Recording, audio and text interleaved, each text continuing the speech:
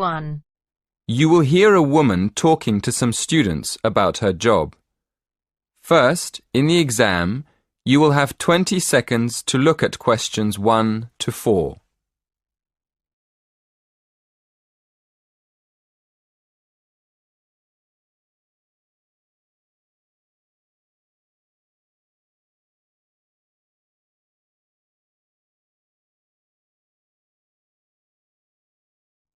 Listen carefully and answer questions 1 to 4.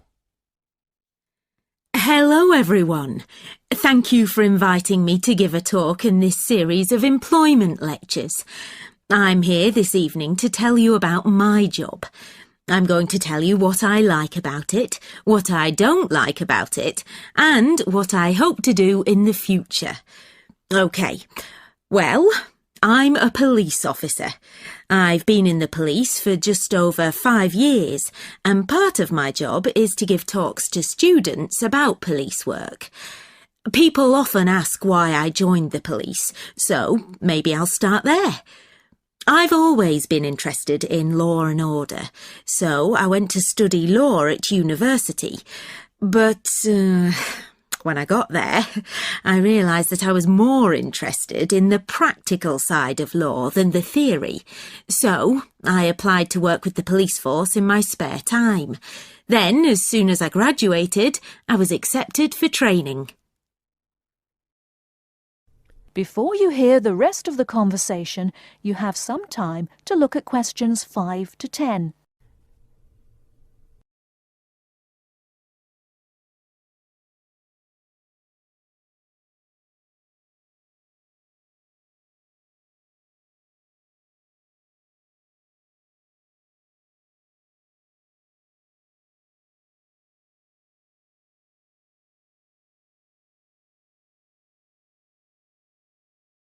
Now listen and answer questions 5 to 10. As you know, our job is to protect the public from criminals and defend the law. So obviously, the police force has to work every day of the week, day and night.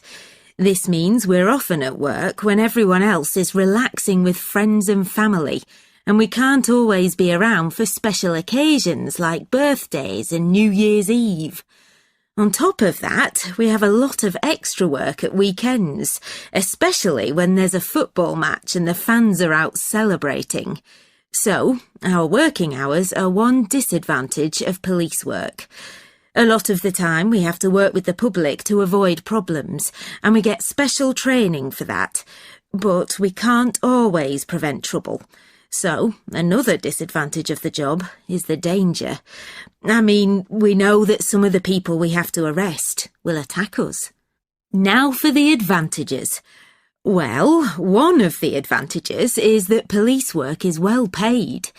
As I've said, it's a difficult job, and police officers work hard for their pay. But there are many more advantages. For example, sometimes the work's fun, especially when we have to protect famous people from their own fans. I've met quite a lot of celebrities in my job, and I must say I enjoy seeing them close up and finding out what they're really like as people. But for me, the biggest advantage is the job satisfaction. Speaking for myself, I would say I get the most job satisfaction when I help someone, or solve a problem in a community. And in the future, I'd like to train to be a detective. I think I'd be good at that. That is the end of part 1.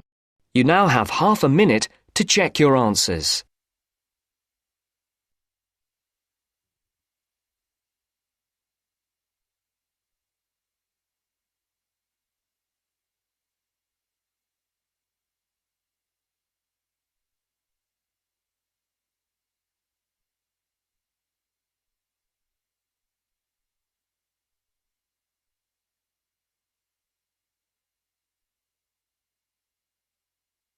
Now turns to part 2.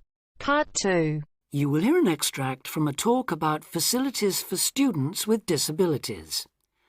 First, you have some time to look at questions 11 to 13.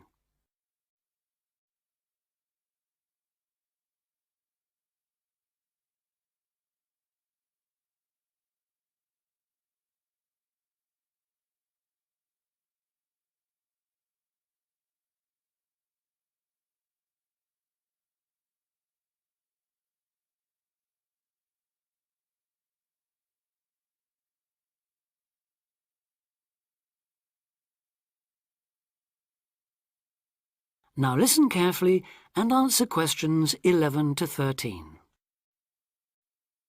Welcome to Student Times, the programme with all the latest on what's happening at universities around the country.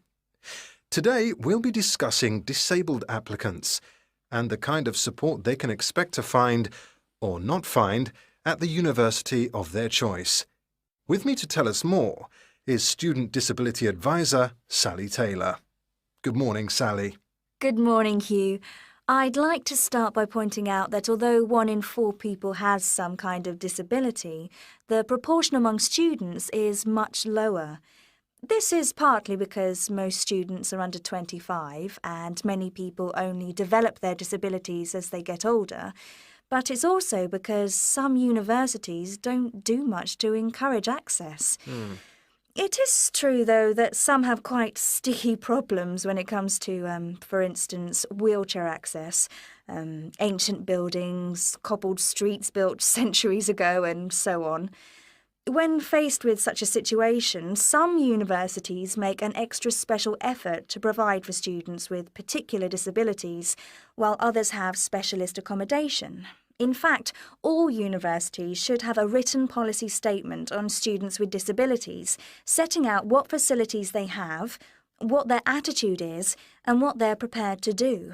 But having said that, only you can properly understand the challenges of any disability you have, and so before accepting a place at a university, or even while you're considering applying, if only to raise the university's awareness, it's good to talk to them and find out how much they can and will do for you. The problem is who to talk to. Most universities and some students' unions have a disability advisor who is supposed to know what facilities they already have and will help with further arrangements if necessary or possible. However, all too often this person is a token. Sometimes it's just an extra responsibility given to a secretary. They don't know what the situation is in practice, and they don't have any real authority to change anything. So, given that for any prospective student it's best to visit a university before applying, it's an especially good idea for students with disabilities or special needs to check whether the place really does come up to scratch. In general, the university should provide personal care and assistance, and there are certain key features to look out for if you have a particular disability, including the following.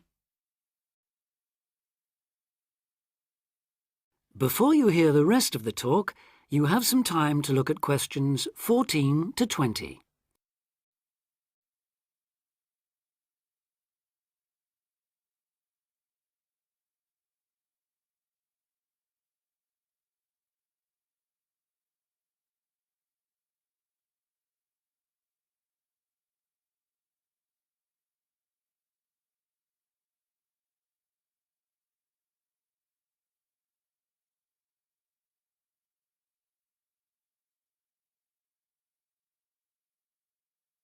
Now listen and answer questions 14 to 20. Firstly, if your mobility is impaired, check there are ramps and easy access to all buildings, not just accommodation or teaching rooms. Then, when you're inside, look for clear instructions on fire and emergency procedures for the disabled. Also, make sure there are lifts that work, not the usual ones that seem to be out of order half the time. And check for suitable lavatory facilities. There is a different set of things to look for if you suffer from any kind of hearing impairment. There should be induction loops in lecture theatres, flashing sirens in all rooms, and in accommodation, visual doorbells that light up when somebody calls round to see you. If it is your sight that is impaired, there obviously need to be braille translators of books and documents. In all buildings, the stairs, floors, doorways and windows must have clear markings, and there also have to be special fire and emergency procedures for you. If you suffer from dyslexia, you will need a computer for general use and in exams. And as exams may take you longer to complete, you should be allowed extra time in which to do so. This applies to work in general too. There are, of course, many other possible health difficulties that you may suffer from, such as diabetes, epilepsy, or heart conditions. If this is the case, check the availability of access to appropriate treatment, including medication and/or therapy. Finally, make sure that in the event of an emergency, it is clear what you and other people who may be involved have to do. That is the end of part 2. You now have half a minute to check your answers.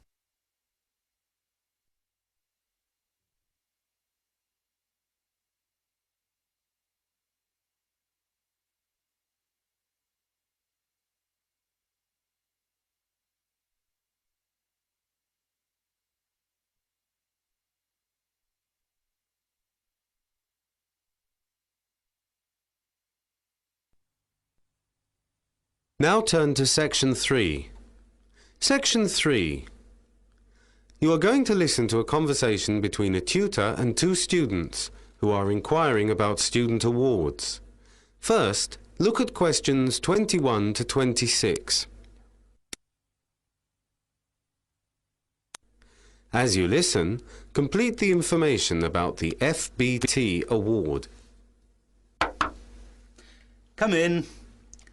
Sandra and Derek, come in. Good morning, Dr. Warner. Good morning, Sandra. Good morning, Dr. Warner. Good morning, Derek. We know you're busy, but have you got a moment?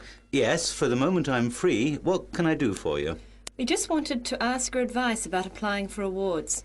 Oh, right. Which awards are you interested in? Well, I'm interested in the FBT award for a grant to travel abroad. And I'd like to apply for the Bissica Travel Award for a research grant in entomology in Jordan. OK. You do know that you have to satisfy a number of criteria to be eligible for each award? Yes. The book is here somewhere. Right, here it is. For you, Derek, let's see. The FBT award. The conditions for that are you have to be in your 4th year, as you are. OK. You have to be a British or Commonwealth citizen, so you're OK on that one as well. Yes. And you have to come in the top 5 students in your year in your finals. Right. Well, obviously that I won't know until I've taken my exams.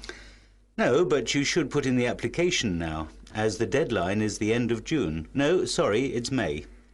And that's before the exams even start. So they expect you to tell them afterwards. And are there any other criteria? Let's see. Well, it says here you have to be under 25 years of age at the end of your final year. Are you? I won't be 25 until September the 27th, so that's OK. And do I need any referees? Yes, 2. And I'm happy to do one for you, and... I was also thinking of asking Dr. Jameson. Yes, I'm sure he'll gladly do one for you. Before the conversation continues, look at questions 27 to 30.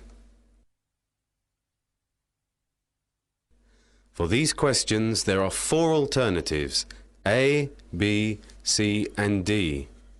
Decide which alternative is the most suitable for what you hear and circle the appropriate letter. And Sandra? Yes?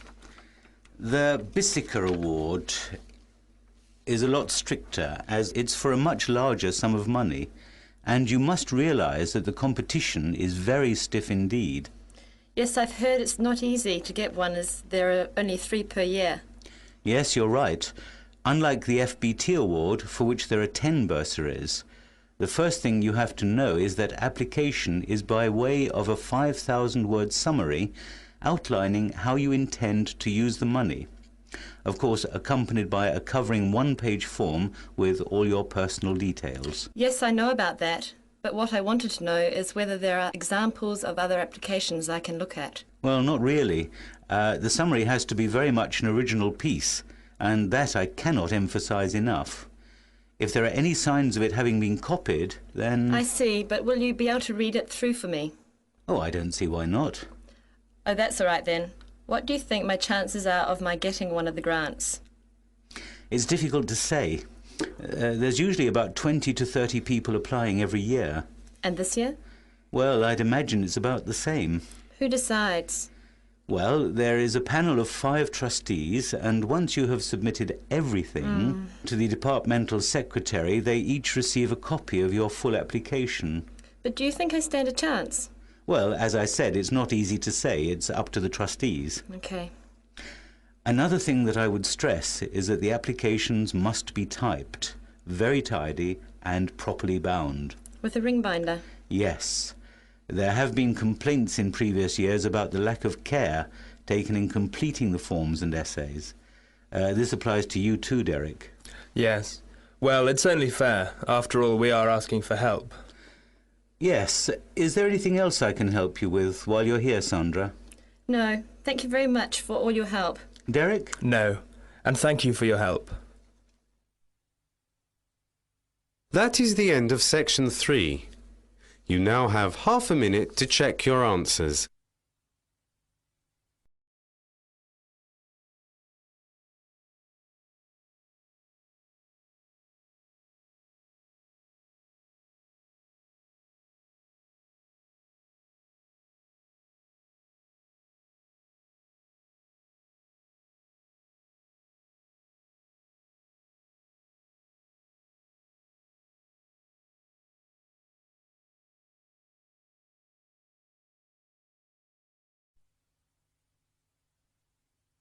Now turn to section 4.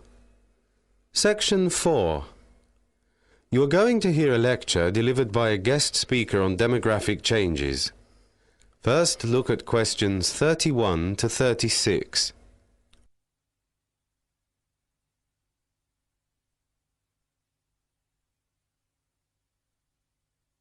As you listen, complete the lecture notes in the spaces provided.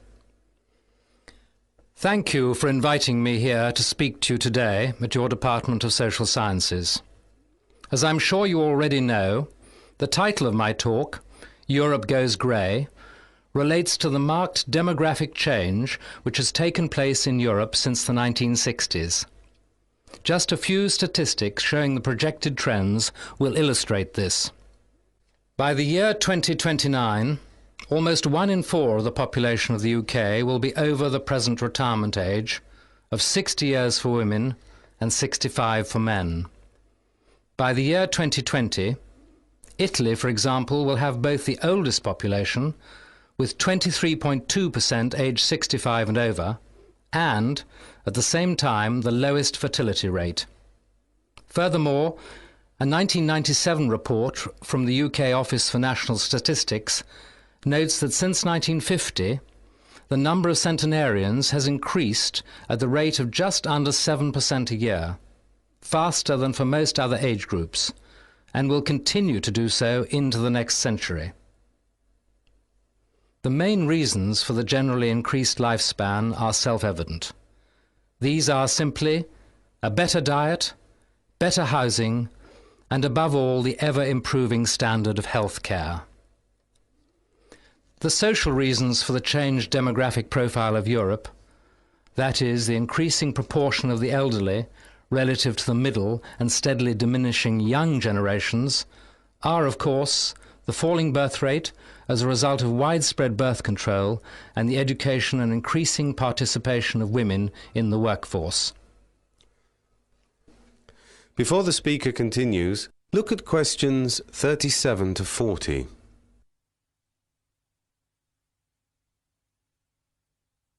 For these questions, there are 4 alternatives, A, B, C, and D. As you listen to the next part of the talk, decide which alternative is the most suitable answer and circle the appropriate letter. This change raises 2 profound questions, one social and one economic, and it is these that I propose to examine here today. At the end, I intend to share with you a few thoughts on how we can help to make the lives of those in the third age more fulfilling and rewarding. Firstly, we need to recognize that the elderly are not a homogeneous group. They can range from a fit, active and independent 85-year-old to a 65-year-old with rapidly advancing Alzheimer's disease, to a retired 55-year-old with both a dependent parent and still dependent student children. The social aspect I referred to earlier is, of course, the big question. Who will care for the elderly? The question is a complex one, and I would like to illustrate this by making a few comparisons with the past. In earlier times, large extended families living in the same area were the norm. This meant the sharing of care for the grandparents' generation was usual. Now, however, the mobility of the population combined with smaller families often means there are, quite simply, no family members to take care of an older person. The breakdown of traditional family structures and the increase in divorce has exacerbated this. The other big question, the economic one, involves the increasing cost of adjustment to this situation, and how the burden of this cost can most equitably be shared between, on the one hand, the elderly and their families, and on the other, the relatively smaller number of people of working age whose tax contributions have to be used to fund pensions and services for an increasingly elderly population, as well as all the other demands on the public purse.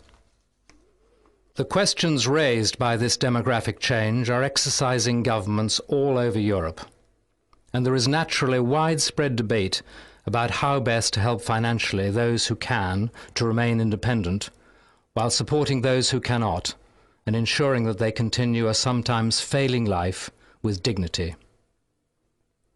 I promise to finish with a few thoughts about how we might come closer to achieving this. More imaginative use is being made of existing property by adapting it for elderly, often less able people, and their needs are now being kept in mind by planners, local authorities, and transport providers. But not forgetting the cry, where does the money come from? We need radically to rethink the arrangements for funding pensions and younger people's planning for retirement. Innovative insurance schemes should be developed to assist people in providing for the future, and financial institutions ought to be thinking about these. So I will close by repeating that I believe we should do everything to enable the elderly to live meaningful and rewarding lives. After all, we will be in the same situation all too soon. Thank you, and I would welcome any questions or comments from the floor. That is the end of section 4. You now have half a minute to check your answers.